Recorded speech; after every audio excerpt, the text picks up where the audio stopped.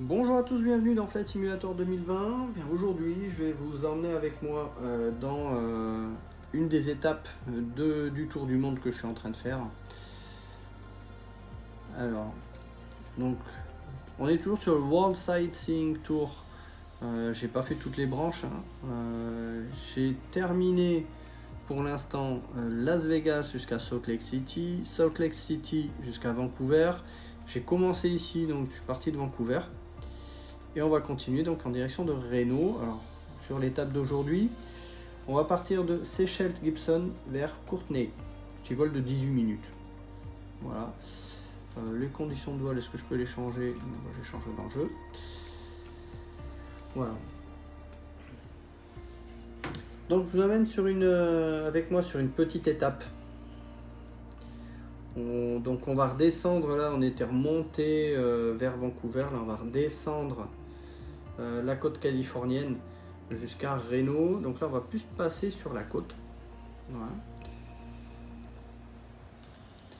Alors ce que je vais faire, je vais changer la météo, qu'on en profite et pas avoir la météo réelle mais une météo beau temps pour qu'on profite vraiment du paysage. Voilà, ça c'est vraiment le but. Le log, voilà. Et on est parti. Alors on va sortir un cran de volée.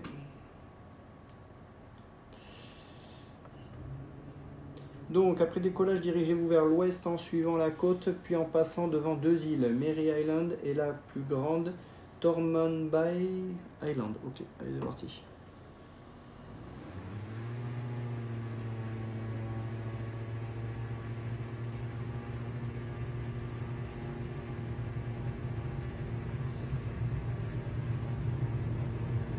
Donc là, on est au Canada, normalement.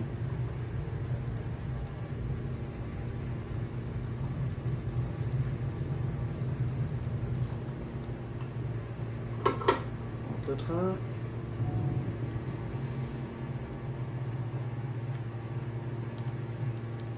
Donc on prend une route 256. On va suivre la côte qui est là. Regardez-moi ces arbres, on en a partout. Les maisons.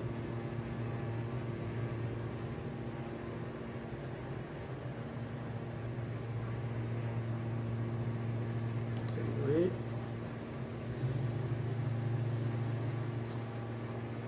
Puis même sur l'eau, là, on voit un peu des variations au niveau de la surface de l'eau, comme s'il y avait des légers courants ou le vent, etc. Enfin, typiquement ce qu'on voit au-dessus d'une étendue d'eau, quoi. C'est très très beau.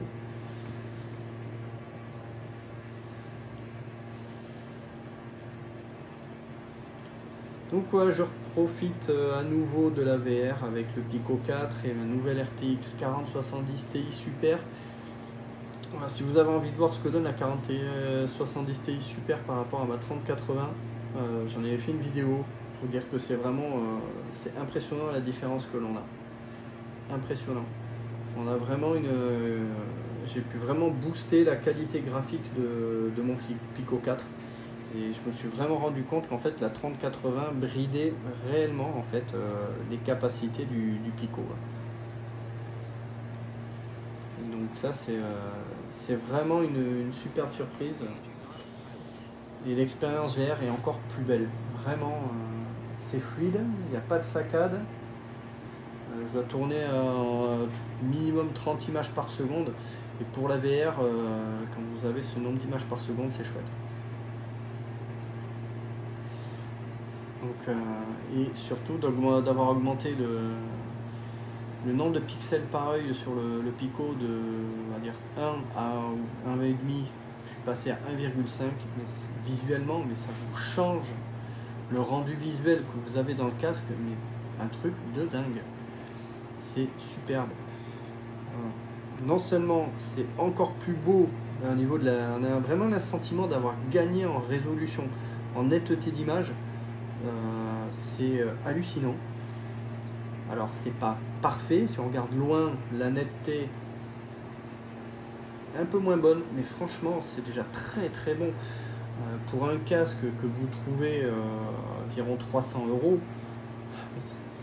À l'heure actuelle sur le marché, il n'y a rien qui peut concurrencer le Pico là-dessus, vraiment. Le Quest 3 est certainement peut-être un peu mieux au niveau de la qualité d'image, et encore, je suis pas sûr qu'on y gagne énormément pour un prix qui est presque 2 fois plus élevé. Enfin, vous allez payer 2 fois plus cher, mais vous n'allez pas avoir une image 2 fois plus belle. Voilà. Donc, j'ai envie de dire que ce Pico 4, c'est vraiment un très très très bon plan en termes de prix pour la VR. Alors, par contre, si j'ai vraiment un conseil à vous donner, les RTX 30 quelque chose, peut-être la 3090 c'est peut-être mieux. Mais si vous avez en dessous d'une 3090, vous oubliez, non, vous oubliez pas. Mais sachez que vous allez vraiment avoir un rendu visuel qui sera quand même fortement dégradé par rapport à ce que l'on a là avec la 4070 Ti Super. Franchement, c'est top. Je pense qu'avec une 4070, ça doit très bien marcher aussi, avec des réglages un peu moins, on va dire, un peu moins beau graphiquement, mais je pense que vous avez moyen de pouvoir augmenter ce facteur à 1,5 sur les autres. Mais en tout cas, voilà, l'immersion, c'est fantastique. C'est vraiment, aujourd'hui, on a vraiment la chance d'avoir des configurations qui, on va dire, deviennent abordables pour Flight Simulator, qui est pourtant un jeu qui est très très gourmand. Hein, voilà. Et encore, je trouve que Asobo a fait un travail d'optimisation du jeu sur les 3 ans, hein, depuis sa sortie, qui est colossal. Ça n'a rien à voir avec ce qu'on avait avant, hein. Il y a des mises à jour, on avait parfois des gains de 10 images par seconde, rien qu'avec une mise à jour, quoi.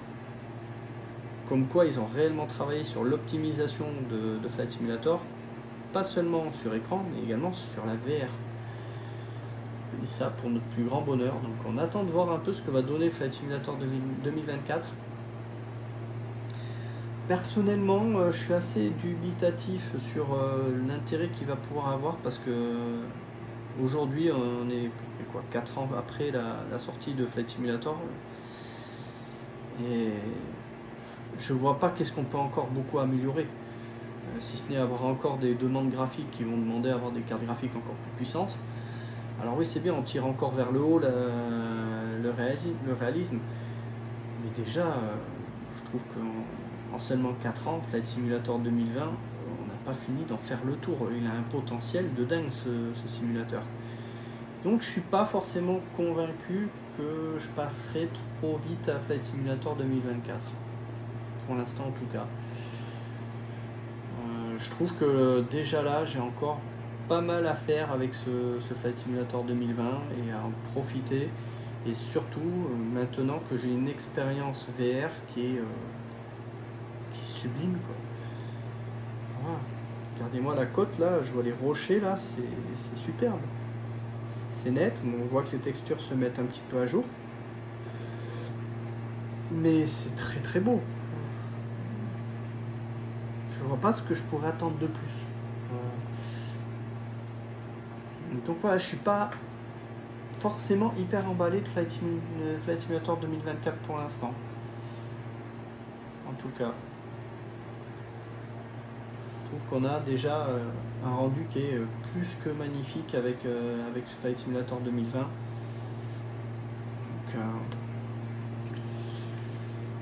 après, on sera peut-être encore plus surpris, hein, mais je pense qu'il faudra encore améliorer l'ordinateur. Je viens de changer de ma carte graphique. J'ai pas forcément envie de la changer tout de suite. Je voulais changer complètement le PC. Et finalement, j'ai opté pour changer que la carte graphique. Je me dis, bon, ça va me coûter moins cher. Et au final, très franchement, je regrette pas. Je pense que mon PC, finalement, je vais encore le garder un peu. Même si je commence à regarder pour changer la carte mère, quel processeur prendre. Mais là, plus dans une vision un peu plus à long terme, d'avoir vraiment une carte mère et un processeur qui me permettent de tenir pour passer sur une RTX encore plus puissante. À voir, peut-être dans un an, si les 40-90 sont bien baissées, parce que pour l'instant elles sont à 2000 €. Moi je suis désolé, je mets pas 2000 € dans une carte graphique uniquement. Et voir les prochaines RTX 50 quelque chose de ce que ça donne. Je pense que là, la 4070 Ti Super va me permettre d'attendre encore un petit moment. Mais je n'exclus pas de changer dans l'année qui suit le processeur et carte mère, mais de garder la carte graphique pour l'instant, qui est un très très bon rapport performance-prix, je pense, actuellement. Même si ça coûte quand même déjà 900 euros la carte. Alors vous avez des cartes 4070 qui sont dans les 600 euros, et je pense que c'est un très bon plan. Pour la VR, je suis pas forcément convaincu, même si je pense que ce sera déjà pas mal. Vous aurez une expérience VR qui sera quand même plus que correcte. Mais là, avec la 4070 Ti Super ou une 4080, ça peut être très bien. C'est chouette, franchement, on a un rendu visuel, on en prend plein les yeux. Plein les yeux. Bon, revenons un petit peu à notre navigation, parce que j'ai pas trop suivi tout ça. On est sur une route à peu près de 293, donc voilà, suivez la côte ouest de l'île de Texada en vous dirigeant vers le nord-ouest jusqu'à ce que vous atteigniez la grande carrière de calcaire de Gilbey. Ah tiens, c'est ma baie à moi. Puis tournez vers l'ouest. Okay. Donc passez quoi? Ok, bon voilà.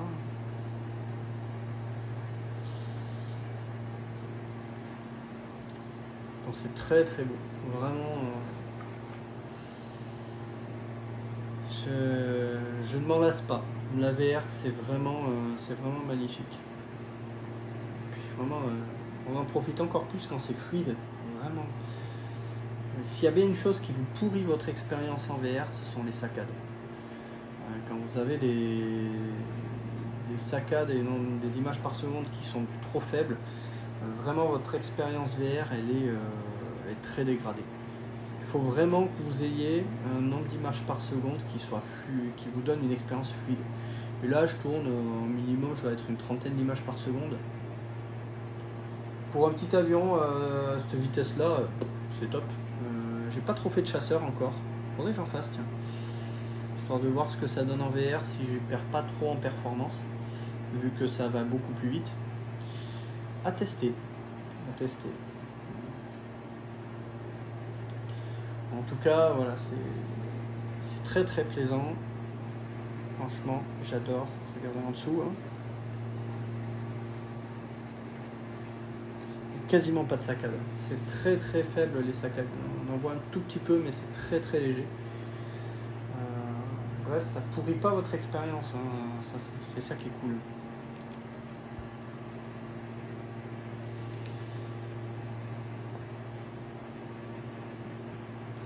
Donc là, on est au Canada. Je pense pas qu'on soit encore passé côté États-Unis. Après, j'aime bien ce petit DA62. Il marche plutôt pas mal. Après, c'est pas l'avion que je préfère pour faire des vols de ce genre. Après, cela dit, il avance bien. On a une très bonne vitesse, quasiment 160 nœuds. Pour faire de la navigation, 160 nœuds, vous couvrez quand même rapidement une distance correcte. Mais pour profiter du paysage, je trouve que la vision n'est pas ce qu'il y a de mieux. On a quand même un gros moteur qui nous gêne là, un gros tableau de bord ici, c'est très fermé au-dessus. Bref, niveau rendu visuel, il y a des avions que je préfère davantage. Par exemple, l'ULM qui est en fait simulateur, je crois que c'est le RV3 ou RV4, je ne sais plus. Et qui est très très bien, franchement. Il a une bulle, une verrière qui est superbe, qui est vraiment superbe. Il n'y a pas de montant. Bref, vous avez une vision autour de vous qui est superbe. Puis vous avez pas un moteur que devant, vous n'avez qu'un seul, certes. Vous avancez pas mal, je crois qu'il avance quand même à 140 ou 150 nœuds. Je crois que c'est 140 nœuds. Donc un peu moins rapide que le DA62. Mais pour un petit avion avec un seul moteur, franchement, il avance bien. Mais pour vraiment faire des bush trips comme ça, sauf quand on a des longues étapes, moi je préfère le J3. J'ai vraiment un faible pour le petit Piper J3 là, ou le petit Piper Cub. C'est des avions que j'aime beaucoup avec ces ailes hautes. Ce qui est sympa, c'est qu'on profite encore plus du paysage vers le bas. Et en VFR, c'est quand même beaucoup plus sympa. C'est un avion qui est très agréable à piloter, qui avance pas énormément en termes de vitesse, mais on profite davantage du paysage. Et c'est typiquement moi, ce que je fais dans Flight Simulator aujourd'hui. Hein. C'est juste du plaisir de voler. Et ce petit Piper, ben, l'avantage c'est qu'on peut se poser où on veut quasiment, quoi. Ça se pose partout cet engin, c'est génial, quoi. Si un jour je pouvais m'acheter un petit avion, je pense que j'opterais pour un petit J3. Tellement c'est un petit avion plaisant. Voilà. C'est pas un avion pour partir en voyage, hein, le J3. Voilà. Surtout quand vous avez du vent de face. Il y a quelques jours, on avait au boulot, il y avait 50 nœuds de vent à demi-pied. Mais il y avait des avions en VFR, ils avaient le vent de face, ils avançaient pas. C'était assez hallucinant, quoi. Donc là, c'est sûr que vous prenez un J3, vous avancez à 70 nœuds, allez, on va dire 80 nœuds. Ben, vous avez 50 nœuds de face, vous avancez à 30 nœuds. Vous avez intérêt d'être patient. Autant dire qu'avec un temps comme ça, votre J3, vous le laissez au hangar.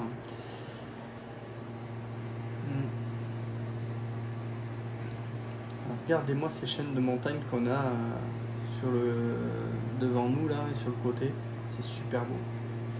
J'avais pas cette netteté là quand j'avais ma 3080. Donc on voit vraiment à longue distance qu'on a beaucoup gagné en rendu visuel. Vraiment poussé. Alors là j'ai poussé à 150%, je pense pas que de le pousser plus ça va vraiment changer grand chose. J'ai essayé, j'ai poussé à 170, j'y ai pas vu de différence. Par contre entre 100 et 150, ouais, on y voit vraiment une grosse différence. Je pense que même 140 c'est suffisant, mais je pense que 150 on arrive à la limite du Pico 4 de ce qu'il peut donner en termes de rendu visuel. Et très franchement c'est super beau. Voilà, ce petit casque de 300 €, il en a vraiment sous le coude. C'est assez bluffant. Autre jeu auquel je joue un peu, pas mal en VR, c'est War Thunder. Graphiquement, il est très beau, c'est très optimisé et je tourne à plus de 70 images par seconde. En VR, oui, oui. Bon, après, c'est pas le même jeu, hein, on n'a pas des cartes qui sont immenses. C'est optimisé pour de l'arcade, hein, c'est clair. Mais ouais, le rendu visuel est assez sympa hein, sur ce jeu-là. On voit qu'il est quand même bien optimisé pour la VR aussi. Après, c'est pas la même expérience que Flight Simulator où là on est vraiment sur du voyage, sur de la balade, de la découverte, juste du plaisir du vol, quoi. Pas du combat, juste du plaisir du vol. Certains peuvent s'ennuyer sur des jeux comme ça parce qu'il n'y a pas d'action. Moi je m'ennuie pas, ça me détend, ça me vide l'esprit, voilà, ça me permet de changer un petit peu des vidéos de Flight Simulator sur le MH370 qui me prend aussi pas mal de temps hein, en ce moment, hein, pas mal de choses à dire dessus, ça va se calmer un petit peu, et également ça me permet de m'aérer la tête après le boulot, ou avant le boulot, parce que là on est le matin, je m'en vais au boulot tout à l'heure. Je profite de la matinée pour profiter un petit peu de faire du Flight Simulator, me détendre un peu avant d'aller bosser. Bon, on va couper un petit peu dans le fromage. Hein. Voilà. On a vraiment de très très beaux paysages. Vraiment, ce que je préfère dans Flight Simulator, souvent, c'est des paysages montagneux avec un peu de vallées, où on a pas mal de champs de culture. Je suis pas trop à aller voler dans les villes, c'est moins ce que je préfère. Je trouve qu'on profite davantage de la beauté des paysages comme ça, quand on va en pleine nature, et les déserts. Pour ça j'ai refait encore cette étape là, enfin je vais vers Reno, parce qu'on va finir à nouveau dans le désert, et le désert dans Flight Simulator ça me scotche à chaque fois, c'est super beau, et voilà, j'ai envie d'aller profiter du désert à nouveau, mais cette fois avec une carte graphique qui me donnera un rendu encore meilleur, quoi. Je vais en profiter encore plus, c'est chouette. ce jeu est un véritable plaisir.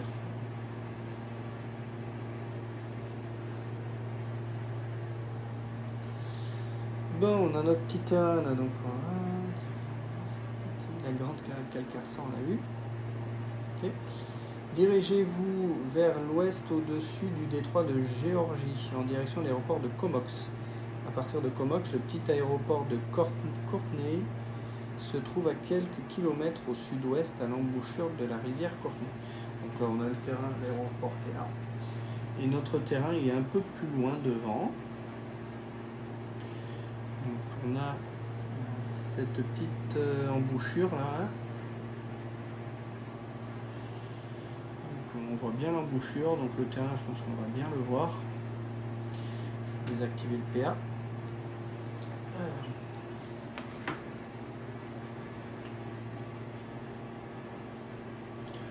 Où est ce petit terrain? Il doit être dans le coin là.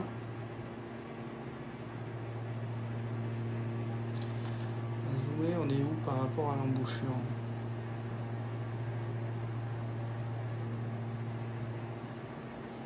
Okay, de l'autre côté.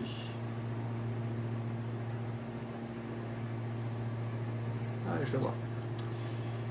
Voilà, donc c'est vraiment à l'embouchure. Ok, c'est fluide. Il y en a des habitations. Hein.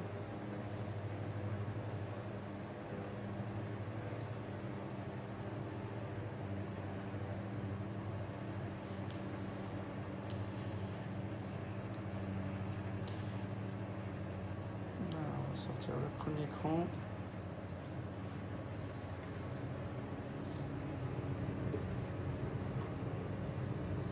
On voit bien la piste hein, sur l'embouchure. Les champs sont superbes. Quand on voit les champs, hein, on a l'impression qu'on voit vraiment des champs labourés avec des cultures. Super beau.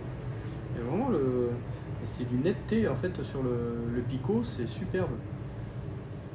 C'est encore plus plaisant. Après surtout c'est net sur un fauve, enfin un champ de vision plus large qu'avec le Reverb G2.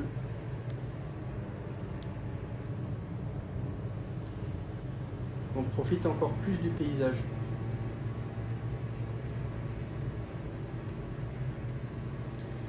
Puis la VR, ce qui est bien, c'est qu'on peut tourner la tête, regarder sa vitesse, regarder la piste, surveiller ces paramètres-là comme on le ferait en vrai, quoi. Avec une grande facilité, mais vraiment comme si on était dans l'avion. Et surtout, on ressent vraiment l'avion. Tiens.